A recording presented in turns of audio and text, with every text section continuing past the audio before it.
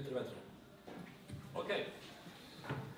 First, I'd like to start by saying thank you to Jazzfest Trondheim for the opportunity to come here and speak to you all. It's been great fun writing this article, but also incredibly exhausting. I have probably done at least 100 edits. This due to the fact that the topics addressed is constantly changing in the media. There are literally hundreds of thousands of comments on the subject matters, which I'm going to touch upon today. Most of them very depressing, I regret to say. The last ones actually being people's negative comments on Bugge's speech yesterday, referred to in the comment section in your local newspaper, Adressa, which I guess you can look up after. Where is it? Where can I take it? Adressa.no. Hi. Cool. Don't get discouraged. I know this. This will take probably 35 minutes if I can get the correct pronunciation going, so without further ado, let me just start. Where the world goes from here, how can record companies, agents, festivals and artists ensure the future of jazz? The future of jazz. Not many people has accurately and with success predicted the future of jazz, and I'm not going to do that today either. What's more interesting is rather why we're always so concerned with jazz. Why are we treating it like some endangered species? Is jazz really in need of some kind of help? Why did Frank Zappa at some point feel the urge to declare that jazz ain't dead, it just smells funny? It seems to me that everyone pities jazz, and this concerns me. My experience is if you start pitying someone, soon everybody else is going to pity that same someone as well. Instead of being here discussing these matters, should we be in the club listening to the music and let the future of jazz take care of itself? Obviously not. That's why I'm here today to reflect on the following. How can record companies, agents, festivals and artists ensure the future of jazz? If I knew that, I would probably have asked for more money. Today I'm going to shed some light as to how I managed to stay head above water, considering the circumstances in the musical, economical and artistic environment of 2012. This ain't necessarily a success story, but neither is it a story of failure. It's simply a story of how I personally deal with the economic aspect of being a jazz musician and how I treat it business-wise. I will discuss the general opinions conception of jazz and how that affects me and my music. I won't waste any of your valuable time talking much about the music or the art itself, if you will. Basically, I practice, and that's my contribution to ensure the future of my jazz. My arguments might not be the only answer to the aforementioned questions, but they have gotten me where I am today. So without further ado, let's begin. A couple of months ago, I was watching the Graham Norton show. This is a British talk show where the host, Graham Norton, has world-famous guests visiting, movie stars, musicians, and celebrities alike. Pretty much like any other talk show, really.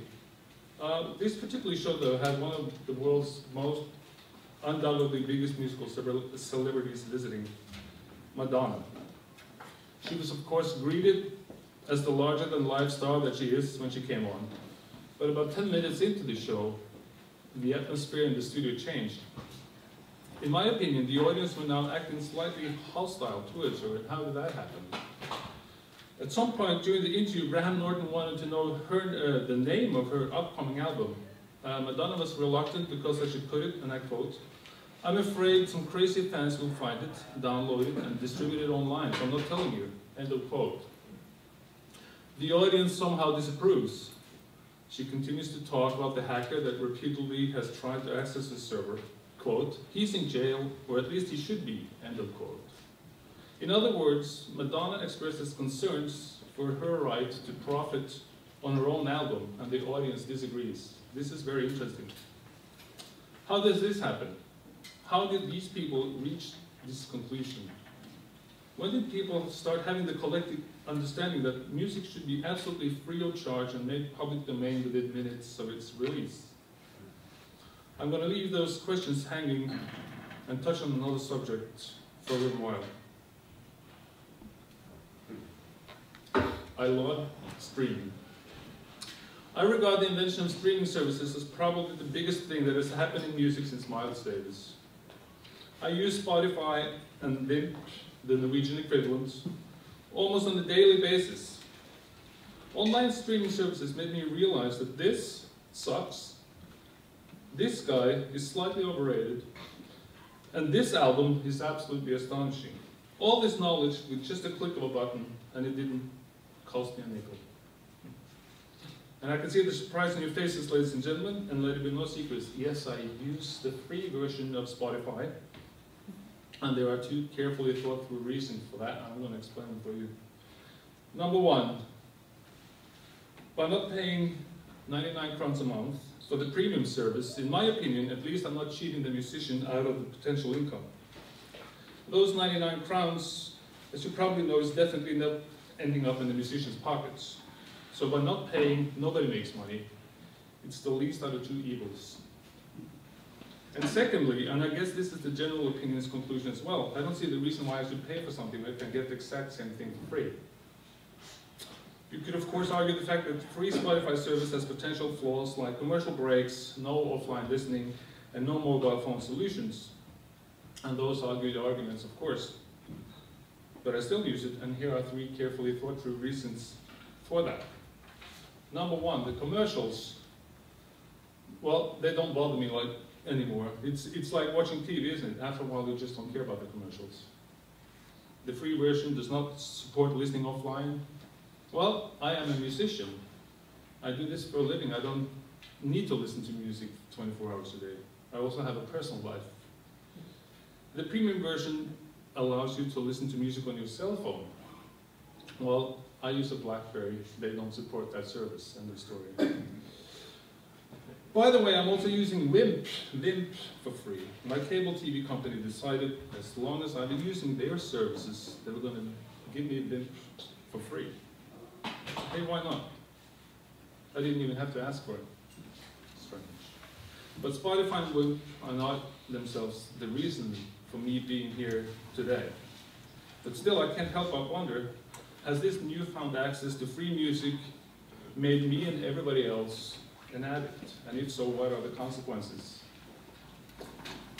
The answer to the first question, in my case, has to be absolutely. I want it all, and I want it now. It's the mantra of the 21st century.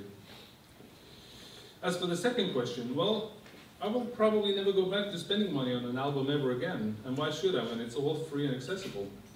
I strongly believe that if you give people what they want, you can't all of a sudden take that away from them. Imagine going back to paying your bills in an actual bank instead of doing it over the internet. People would go crazy.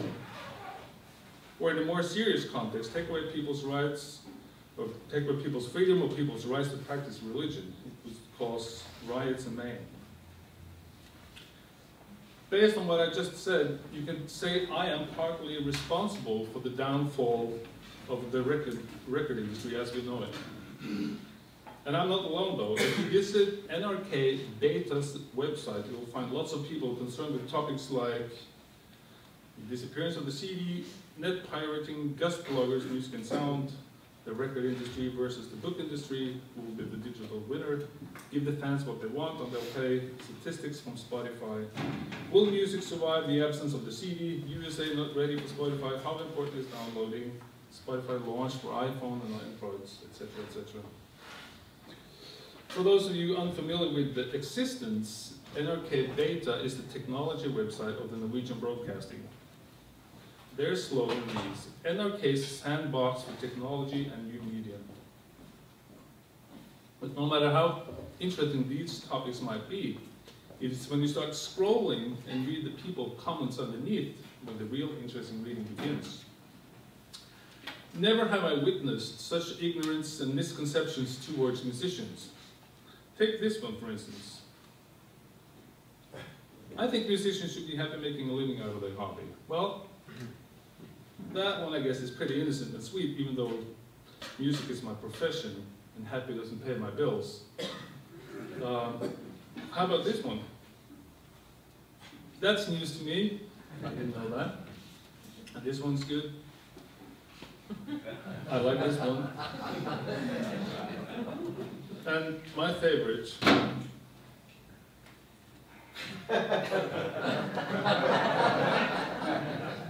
You know, So where does these thoughts come from? How is it possible for these ideas to flourish? Could it be that these thoughts and opinions are based upon the illusion that as soon as you're on TV, you basically have no worries? Programs like X Factor, Idol, and other reality music programs has definitely contributed to the fact. And I've taken part in these programs numerous times as part of the band.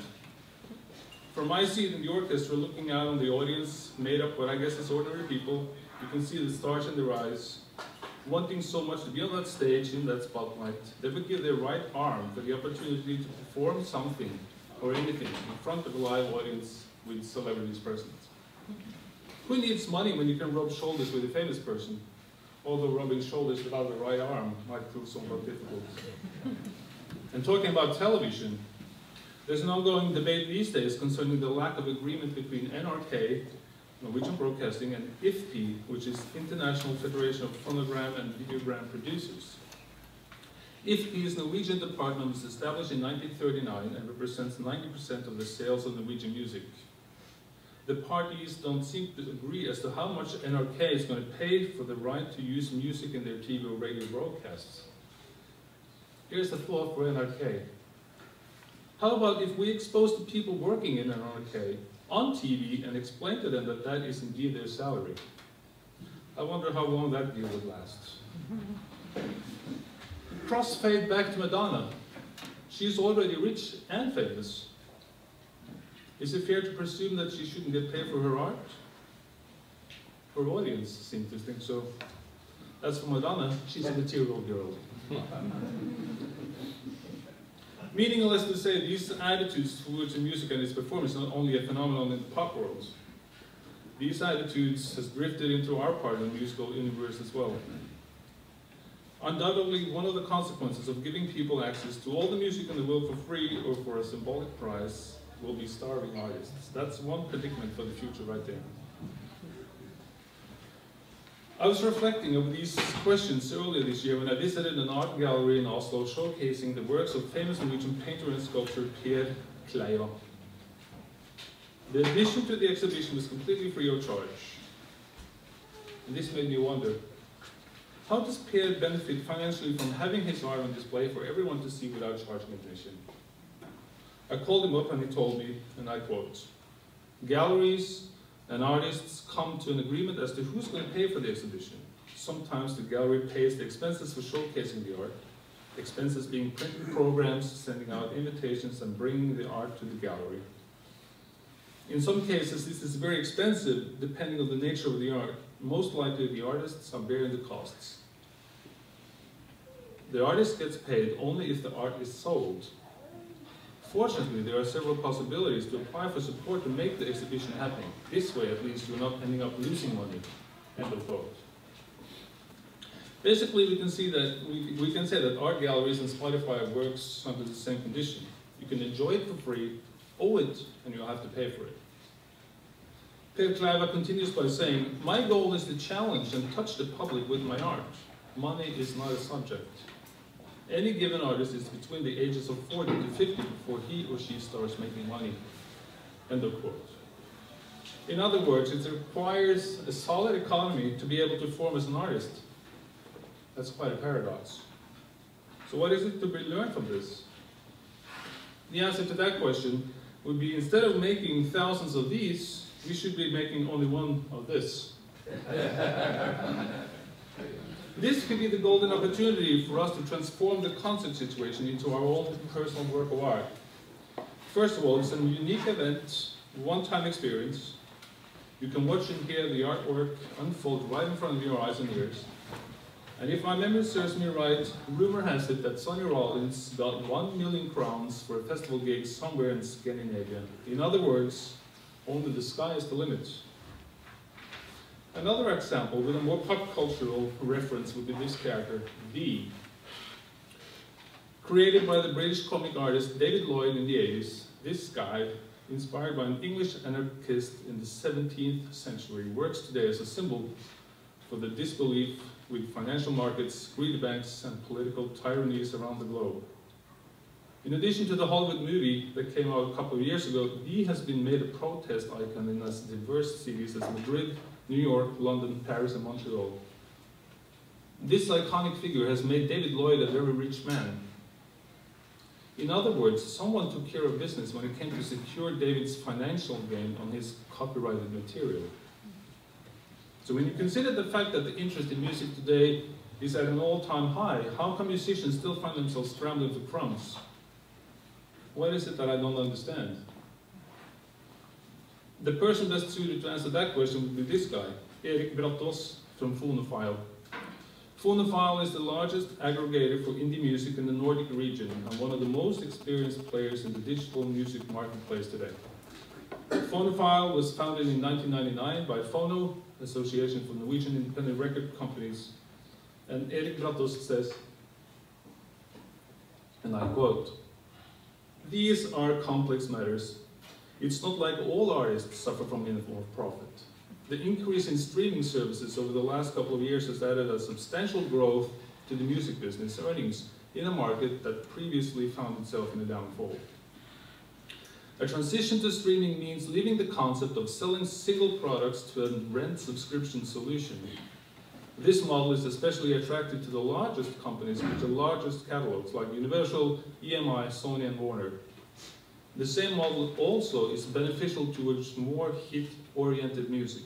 Independent labels and publishers of niche music are facing bigger challenges because this way of doing business challenges their liquidity.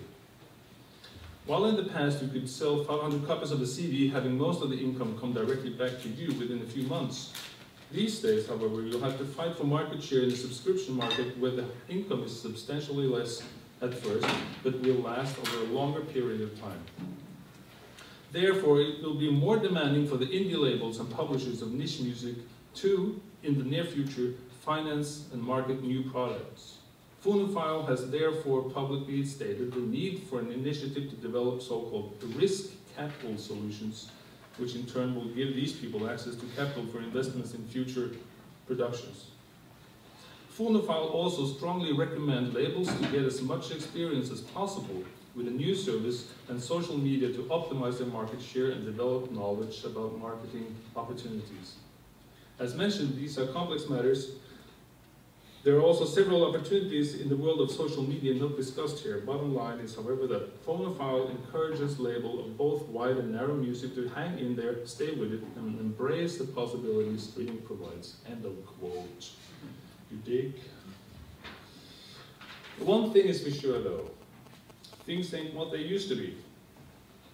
And they won't be anytime soon either.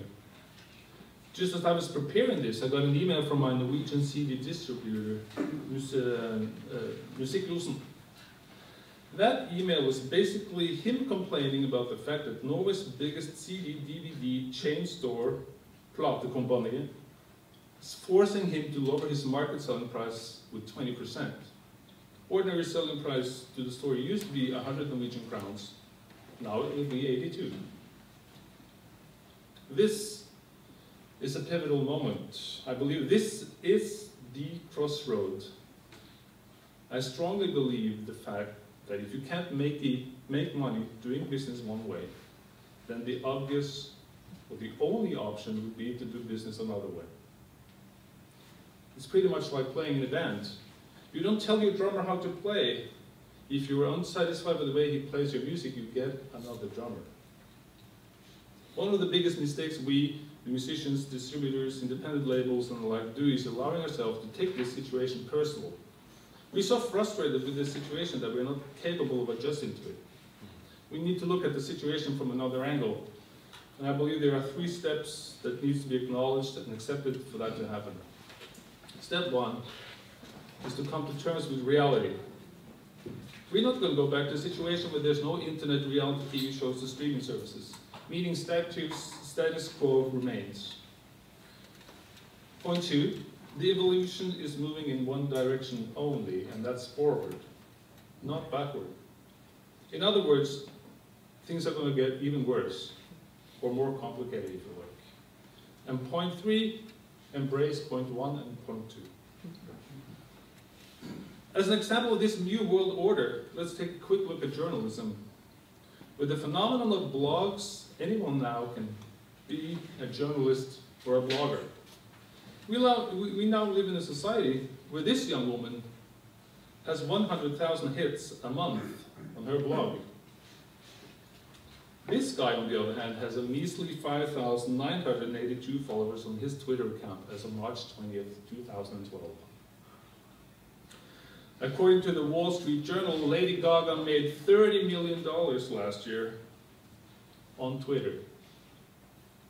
In other words, the money's there, it's just not coming directly from the consumer that we're used to. And although these are pop-oriented examples, the same business model applies to the jazz musician. And don't give me that crap that there's no money in jazz. You would be here if it wasn't. My honest opinion is that the aforementioned matters basically are a generation thing. Each generation has its diversities. I remember when older musicians told me how club owners used to call them up, offering them a 1 or even a 2-week engagement at their own club. At the same club, with the same band. Imagine that, club owners calling you. It's not science fiction, folks, it's called the past. Unfortunately, some of these old-timers are still waiting by the phone. Or when I tell my fellow band members today, I remember when NRK used to call me up, wanting me to record 30 minutes of music exclusively for them. They wanted to document my music, even though they already had my CDs, and I was even going to get paid. Today I regard selling CDs in terms of making money just as old-fashioned as killing your own food to get fed. We need to wake up and smell the 21st century. Some of you would probably approach me and say, why don't you make records instead of CDs? They're experiencing a renaissance today, and everybody's buying them, and it's so retro, they look so cool, and they sound so much better than the CD. Well, although this might be true, except for the sound, for me this is a business idea that does not work. Considering the fact that I'm my own label manager and president of my own record company, it is my responsibility to figure out how to sell for the profit. A record is more expensive to produce than the CD, and it weighs a ton. In my situation, the few copies that I do sell is basically from the stage after the gig. This means if I have to bring along to the gig 5 copies of all the albums I've made, now as records, I'll end up paying overweight every time I board a plane. I also travel with a saxophone and personal belongings, so I don't need another 17 kilos of music to carry around. In fact, I've done some research on this. These days, people might buy a record instead of a CD, but they're not going to buy more copies because of it. In other words, that's a bad business idea, even though they look pretty darn happening. I'd like to tell a funny story about a fellow musician and a good friend of mine, cousin Denmark. And in addition to playing the trumpet, he also has his own radio show. He declared proudly on Facebook recently that he bought this rare album on eBay for a substantial amount of money. He wanted to make a feature on Mr. Bobby Timmons on his radio show. God bless him for that. So when I suggested to him that the album in question indeed was available on Spotify and had been so for a while, his response was simply, I don't consider Spotify part of my album collection. I'll drink to that. Well, cute as that may be, in Denmark they live by their own rules. They still have problems adjusting to the law concerning indoor smoking. And talking about smoking, I gave that up 3 years ago. All the money I now save from not smoking and not paying for music will probably come in handy later on in life as I think about it. Considering today's situation with the loss of income based on the downfall of the record industry, combined with the poor TUNO agreements we now have, TUNO being the equivalent to the ASCAP, even Norway can't support all its jazz musicians with its own money. Finally, how do I deal with all this? Well, first of all, I've stopped making albums altogether. Why? Well, because people are not buying it. That's why. As sad as that might be, it's still a fact, and I'm totally cool with that. As I said earlier, why pay for something when you can get it for free, or close to free? I regard recorded music as a commercial product. The only purpose of making a recording, in addition to stimulate the narcissist in you, of course, must be to sell. If people are not interested in me buying it for the price I'm asking, well, then I'm not going to put it out for sale. It's really that simple. I'm of course still composing and recording music, I'm just not making it available for sale. And let me just add that I am aware that some countries still have a CD record buying audience, and I'm happy for them who has. But streaming and the requirement of immediate access to everything that happens is not only a Norwegian phenomenon.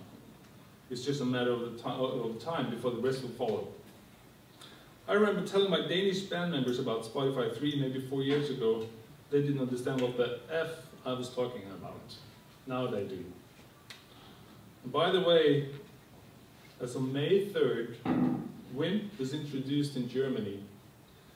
That's goodbye to 80 million potential CD buyers right there. I've also pulled all my music off the internet. In addition to not being on Spotify, WIMP, or iTunes, you won't find me here either. I'm not going to read them to you, you can just take a look at them. Basically, you can pretty much say that my music does not exist online. At least not in the traditional album way. For the same reason as with the hard copies. People are not interested in paying for it. You might say that this conflicts with my previous point about adjusting and doing business another way. Sure, but my way is no way. At least for now.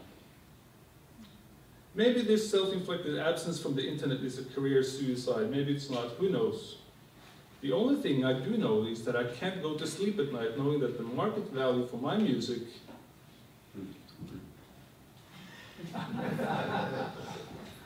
I won't accept it. I won't tolerate it. I'd rather have my fingernails pulled out. I'd rather have a root canal. I'd rather have more vocals in my monitor. As I said earlier, I regard myself partly to blame for all this, because there's a unison understanding these days that we should be accessible at all times. As a direct result of that, I have made myself completely non-exclusive. I can't think of any reason as to why anyone should pay for anything recorded by me when I update my Facebook and Twitter profile, regularly posting sound clips and pics of my previous concerts. I post videos of concerts and practice routines on my YouTube channel. I blog about my tour experiences and write articles like the one you're listening to right now. I pretty much communicate more with my online followers than I do with my own mother. I have basically nothing more to offer you people. Why should you pay for an album when you can get all this stuff for free? I'm not triggering your curiosity, I'm stuffing myself down your throat. So in order to stay flavor of the month, I had to come up with a new strategy. Something that will get me the public and the media's attention. And I have experimented with different ways of doing this. I made my music available through Dropbox.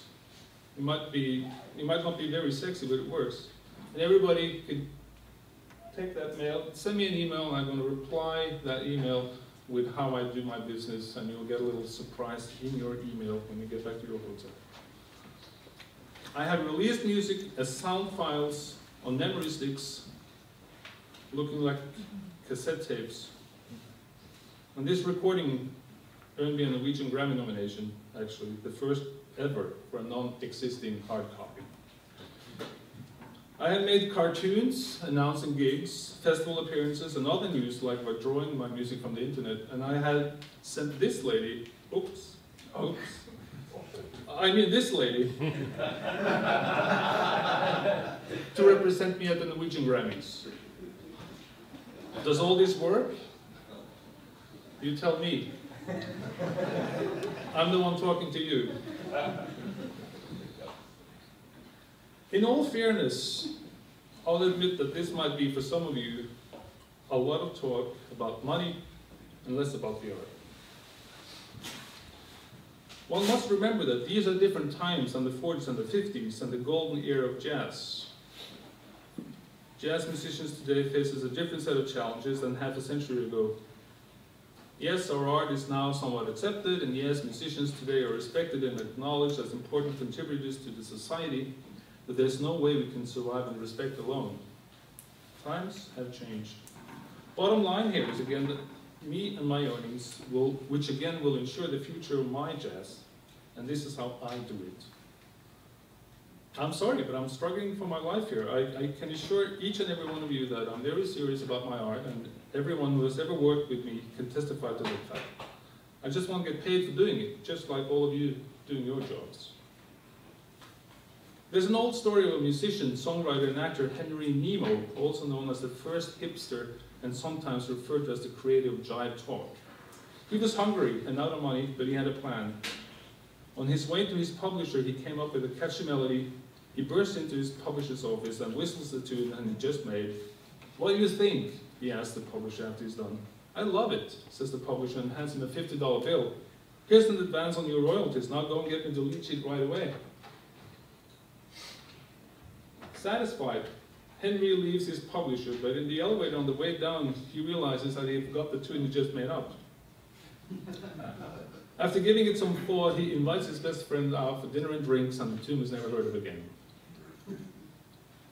So, on the more serious side, I'm proud to say that I've also written numerous articles for newspapers, magazines, and of course our own local jazz news.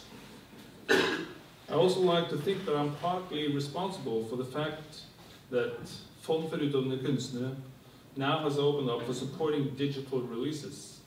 I sat down with them last summer and discussed several options of how to make that possible in today's reality. So, what can we expect of the future? The old business model of I make album, you buy album, I make money, that's long gone. The money is elsewhere. And as for me, well, I regard myself as one of the last members of the analog generation, and a damn proud member, I might add. We were truly the last people using paper as material for our press releases, Kodak film for our press photos, and the landline for booking gigs. I remember a time when what I said was heard only by the person in front of me, and not by my 1,200 Facebook friends. A time when my thoughts were shared only with the people close to me, and not by my followers on Twitter.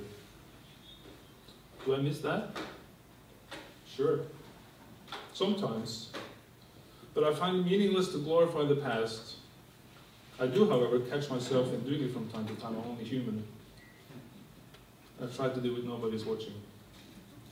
It's my understanding that people in general don't like changes. That's exactly why it's important to invest time and effort into interpret and understand the times we're living in, whether it's music, business, or art.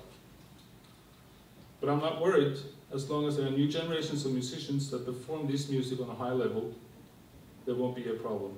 Young people has a tendency to look ahead and not to look back. That's the beauty of the new generations. They have no real idea of how things used to be. They leave those questions to the historians. So I'm not going to go all philosophical on you guys, but I'd like to wrap up by saying to those of you who idolize the past, hate the present, and fear the future, I suggest you go and see this film by Woody Allen, Midnight in Paris. And to the rest of you, I'd like to share a quote by my favorite actor these days, who said, "Don't look back, you'll stumble." Thank you for your patience, ladies and gentlemen.